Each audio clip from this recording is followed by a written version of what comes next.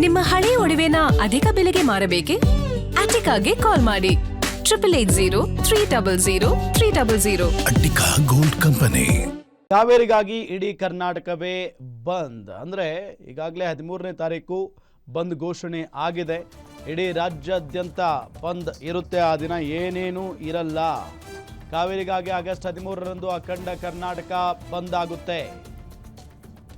ಓಡಾಡಲ್ಲ ಬಸ್ಗಳು, ಓಲಾ ಊಬರ್ ಎಲ್ಲವೂ ಕೂಡ ಬಂದ್ ಆಗಿರುತ್ತೆ ಆ ದಿನ. ಮಾಲ್ಗಳು, ಚಿತ್ರಮಂದಿರಗಳು ಲಾಕ್ ಆಗ್ತವೆ. ವಿಮಾನ ಹಾರಾಟ ನಿಲ್ಲಿಸುವಂತೆಯೂ ಮನವಿಯನ್ನ ಮಾಡಿಕೊಳ್ಳಲಾಗಿದೆ. ಸರ್ಕಾರಿ ನೌಕರರು, ಕಾರ್ಮಿಕರು, ನಗರಸಭೆ ಅಧಿಕಾರಿಗಳು, ಹೋಟೆಲ್ ಮಾಲೀಕರು, ಆಟೋ ಚಾಲಕರು ಎಲ್ಲರೂ ಕೂಡ ಬಂದ್ಗೆ ಬೆಂಬಲವನ್ನ ಘೋಷಣೆ ಮಾಡಿದ್ದಾರೆ. ಅಗತ್ಯ ಸೇವೆ ಹೊರತುಪಡಿಸಿ ಉಳಿದ ಎಲ್ಲ ಸೇವೆಗಳು ಅವತ್ತು ಸಿಗೋದಿಲ್ಲ, ಬಂದಾಗಿರುತ್ತವೆ. ರಾಜ್ಯದ ಕನ್ನಡ ಪರ ಸಂಘಟನೆಗಳು ಬಂದ್ಗೆ ಬೆಂಬಲವನ್ನ ನೀಡಿದಾವೆ. ಕಾವೇರಿ ನೀರಿನ ವಿಚಾರ ಅಂತ ಅಂದಾಗ ಪ್ರತಿಯೊಬ್ಬರು ಕೂಡ ಬೆಂಬಲವನ್ನ ಕೊಡಲೇಬೇಕಾಗುತ್ತೆ. ಎಸ್ಪೆಷಲಿ ಬೆಂಗಳೂರು ಮತ್ತು ಮೈಸೂರು ಭಾಗದ ಜನ. ಯಾಕೆ ಅಂತ ಅಂದ್ರೆ ಬೆಂಗಳೂರು ಜನ ಏನ್ ಅನ್ಕೋಬಿಟ್ಟಿದ್ದಾರೆ, ನಮಗೇನು ಸಂಬಂಧ ಇಲ್ಲ, ನಾವು ಎಂಜಾಯ್ ಮಾಡ್ಕೊಂಡು ಇರಬಹುದು ಅಂತ ಹೇಳಿ. ಬಟ್ ಆಲ್ಮೋಸ್ಟ್ ನೀರು ಬೆಂಗಳೂರಿಗೆ ಬರುತ್ತೆ. ಕಾವೇರಿ ನದಿ, ಕಾವೇರಿ ಡ್ಯಾಮ್ ಖಾಲಿ ಆದ್ರೆ, KRS ಡ್ಯಾಮ್ ಖಾಲಿ ಆಗಿಬಿಟ್ರೆ ಅಲ್ಲಿ ಕತೆ ಮುಗೀತು ಅಂತಾನೆ ಅರ್ಥ. ನೀರಿಗಾಗಿ ಪರದಾಡಬೇಕಾಗುತ್ತೆ, ಬೆಂಗಳೂರು ಬಿಟ್ಟು ಬೇರೆ ಕಡೆ ಹೋಗ್ಬೇಕಾಗುತ್ತೆ ಜೀವನ ಮಾಡೋದಕ್ಕೆ. ಇಂಥ ಸಂದರ್ಭದಲ್ಲಿ ಬೆಂಗಳೂರಿನ ಜನ ಹೋರಾಟಕ್ಕೆ ಸಪೋರ್ಟ್ ಮಾಡಬೇಕು, ಹೋರಾಟಕ್ಕೆ ಬೆಂಬಲವನ್ನ ಕೊಡಬೇಕು ಅನ್ನೋ ನಿಟ್ಟಿನಲ್ಲಿ ವಾಟಾಳ್ ನಾಗರಾಜ್ ಸೇರಿದಂತೆ ಕನ್ನಡ ಪರ ಹೋರಾಟಗಾರರೆಲ್ಲ ಹೇಳಿದ್ದಾರೆ. ನಮ್ಮ ಹೋರಾಟ ನಿಮಗೆ ನಾನು ಹೇಳ್ತೀನಿ, ಬರೀ ಕಡ್ಲೆಕಾಯಿ ತಿನ್ನಕ್ಕೆ ನಾವು ಕರೆದಿಲ್ಲ. ಕಾವೇರಿ ನೀರು ನಿರ್ವಹಣಾ ಮಂಡಳಿ ತೀರ್ಪನ್ನ ತೀವ್ರವಾಗಿ ತಿರಸ್ಕರಿಸುತ್ತೇವೆ. ನಮಗೆ ನೀರಿಲ್ಲ, ತಮಿಳುನಾಡಿಗೆ ನೀರು ಬಿಡುವ ಪ್ರಶ್ನೆ ಇಲ್ಲ. ಮೇಕೆದಾಟು ಯೋಜನೆ ಆಗಲೇಬೇಕು. ಮಹದಾಯಿ ಕಳಸಾ ಬಂಡೂರಿ ಕಾರ್ಯಗತ ಆಗಬೇಕು.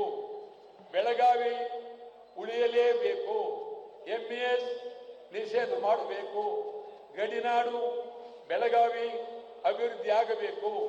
ಕನ್ನಡಿಗರಿಗೆ ಉದ್ಯೋಗ ಕೊಡಬೇಕು. ಕನ್ನಡ ಮಾಧ್ಯಮ ಶಾಲೆಗಳಿಗೆ ಅನುದಾನ ನೀಡಬೇಕು. ಉತ್ತರ ಕರ್ನಾಟಕ ಅಭಿವೃದ್ಧಿ ಆಗಬೇಕು. ಕಲ್ಯಾಣ ಕರ್ನಾಟಕ ಅಭಿವೃದ್ಧಿ ಆಗಬೇಕು. ಆಲಮಟ್ಟಿ ಜಲಾಶಯ ಎತ್ತರ ಆಗಬೇಕು. ಕನ್ನಡದಲ್ಲೇ ನಾಮಫಲಕ ಇರಬೇಕು. ಕರ್ನಾಟಕದಲ್ಲಿ ಪರಭಾಷಾ ದಬ್ಬಾಳಿಕೆ ನಿಲ್ಲಬೇಕು. ಕರ್ನಾಟಕದಲ್ಲಿ ಪರಭಾಷಾ ಚಿತ್ರಗಳ ಬಹಿಷ್ಕಾರ ಆಗಬೇಕು. ಹಿಂದಿ ಬೇಡವೇ ಬೇಡ. ಬಿಡದಿ ಉಪನಗರ ಬೇಡವೇ ಬೇಡ. ಬಿಡದಿ ಉಪನಗರ ಬೇಡವೇ ಬೇಡ. ಆನೆಕಲ್ಲಾಗೂ ಬಿಡದಿ ರೈತರ ಜಮೀನ್ ಕೈ ಬಿಡಿ. ಗಡಿನಾಡು ಅಂದ್ರೆ ಕಾಸರಗೋಡು, ಹೊಸೂರು, ತಾಳ್ವಾಡಿ, ಅಕ್ಕಲಕೋಟೆ, ಸೊಲ್ಲಾಪುರ, ಮಡಕಶಿರ ಇದೆಲ್ಲ ಬೆಳಗಾವಿ ಕನ್ನಡ ಪರ, ಹೊರಗಡೆ ಹೊರನಾಡ ಕನ್ನಡ ಪರ ಕನ್ನಡ ಸಂಘಗಳು ಬೆಳೆಯೋದಕ್ಕೆ ವರ್ಷಕ್ಕೆ 500 ಕೋಟಿ ರೂಪಾಯಿ ಅನುದಾನ ಇಡಬೇಕು. ಬ್ಯಾಂಕುಗಳಲ್ಲಿ ಕನ್ನಡಿಗರಿಗೆ ಉದ್ಯೋಗ ಕೊಡಬೇಕು. ಯಾವುದೇ ಕಾರಣಕ್ಕೂ ಸರ್ಕಾರಿ ಶಾಲೆಗಳನ್ನು ಖಾಸಗೀಕರಣ ಮಾಡಬಾರದು. ಕನ್ನಡ ಶಾಲೆಗಳಲ್ಲಿ ಖಾಲಿ ಇರುವ ಹುದ್ದೆಗಳನ್ನು ಭರ್ತಿ ಮಾಡಿ. ಪೊಲೀಸರನ್ನು ಅವರವರ ಜಿಲ್ಲೆಗಳಿಗೆ ವರ್ಗ ಮಾಡಿ. IC, SC, CBSE ಪರೀಕ್ಷೆಗಳಲ್ಲಿ ಕನ್ನಡವನ್ನು ಕಡೆಗಾಣಿಸಿದ್ದೀರಿ. ಕನ್ನಡವನ್ನು ಉಳಿಸಬೇಕು. ಹಂಪಿ ಕನ್ನಡ ವಿಶ್ವವಿದ್ಯಾಲಯಕ್ಕೆ ಅನುದಾನ ಕೊಟ್ಟಿಲ್ಲ.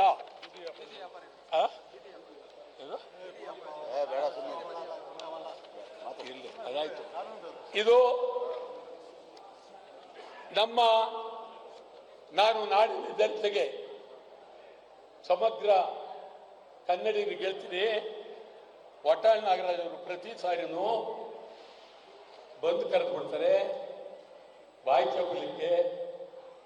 ಏನು ನನ್ನ ಹೋರಾಟದ ಬಗ್ಗೆ ಯಾರಿಗಾದರೂ ಹಿನ್ನೆಲೆ ಇದ್ದರೆ ಎಂತೆಂಥವರು ಕೆ ಸಿ ರೆಡ್ಡಿಯವರು, ಹನುಮಂತಯ್ಯನವರು, ನಿಜಲಿಂಗಪ್ಪನವರು, ಎಂತೆಂಥವರು ನನ್ನನ್ನು ಗೌರವ ಪ್ರೀತಿಯಿಂದ ನೋಡಿದರೆ ಈಗ ಕೆಲವರು ಚಪಲ ಅಂತಾರಲ್ಲ, ಹೆಂಗೆ ಚಪಲ ಅಂದ್ರೇನು ಶಿವಕುಮಾರ್?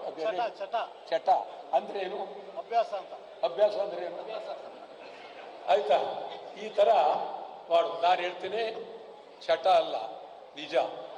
ನನಗೆ 67ರಲ್ಲಿ ನಿಜಲಿಂಗಪ್ಪನವರು ಡೆಪ್ಟಿ ಮಿನಿಸ್ಟರ್ ಮಾಡ್ತೀವಿ ಅಂದರು. ಆಗಲೇ ನನಗೆ 25 ವರ್ಷ, ನಾನು ಒಳಗಡೆ ಅಸೆಂಬ್ಲಿ ಮೆಂಬರು. ತಮಗೆ ಹೇಳ್ತೀನಿ, ನಾನು ಬಂದ 25ನೇ ವರ್ಷದಲ್ಲಿ ಪಿ ವಿ ಗಿರಿ ರಾಜ್ಯಪಾಲರು, ಕೋಡಿಹಳ್ಳಿ ಪಿ ವಿ ಗಿರಿ ರಾಜ್ಯಪಾಲರು ಜಂಟಿ ಅಧಿವೇಶನ, ನಾನು ಒಳಗಡೆ ನಿಜಲಿಂಗಪ್ಪನವರ ಸರ್ಕಾರವನ್ನ ವಜಾ ಮಾಡಬೇಕು ಅಂತೇಳಿ ಆಗ 25 ವರ್ಷ ನಾನು ಆಗಲೇ ಕೂಗಿದೆ. ನಿಜಲಿಂಗಪ್ಪನವ್ರ ಹೊರಗಡೆ ಬಂದು ನನ್ನ ವಿರುದ್ಧ ಕೂಗಿದ್ರು ಚಿಂತೆ ಇಲ್ಲ, ಈ ಧೈರ್ಯಕ್ಕೆ ಒಪ್ಪಲೆ ಅಂತ ಹೇಳ್ಬಿಟ್ಟು ಶಬಾಷಿಗೆ ಕೊಟ್ಟರು. ಆವತ್ತು ನಾನೇನಾದರೂ ಉಪ ಮಂತ್ರಿಗೆ ಒಪ್ಪಿದರೆ, ನಾನು ನೀವು ಒಪ್ಪೋದು ಬಿಡೋದು ವಿಚಾರ ಬೇರೆ, ನಾನು ಮುಖ್ಯಮಂತ್ರಿ ಆಗ್ತಿದ್ದೆ. ಈಗಲೂ 2028ಕ್ಕೆ ನಾನು ಮುಖ್ಯಮಂತ್ರಿ ಆಗ್ತೀನಿ. ಅದರಲ್ಲೇನು ನೀವು ಯಾರು ಅನುಮಾನ ಪಟ್ಟು ಹೋಗಬೇಡಿ. 2028ಕ್ಕೆ ನಾನೇ ಮುಖ್ಯಮಂತ್ರಿ, ಗೋವಿಂದು ಮಂತ್ರಿ, ಶಿವರಾಮೇಗೌಡರು ಮಂತ್ರಿ, ಆ ಕಡೆ ಕುಮಾರ್ ಮಂತ್ರಿ, ನಮ್ಮ ಪ್ರವೀಣ್ ಕುಮಾರ್ ಶೆಟ್ಟಿ ಮಂತ್ರಿ, ಮತ್ತು ಮಂಜುನಾಥ್. ಏನು ನಗ್ತೀರ ನೀವು? ಏನು ನಾನೇನು ಆಸೆ ಕೇಳ್ತಾ ಇದ್ದೀನ? ನಾನು ಯಾರು ಅಂತ ತಿಳ್ಕೊಂಡಿದ್ದೀನಿ ನೀವು? ನಮ್ಮ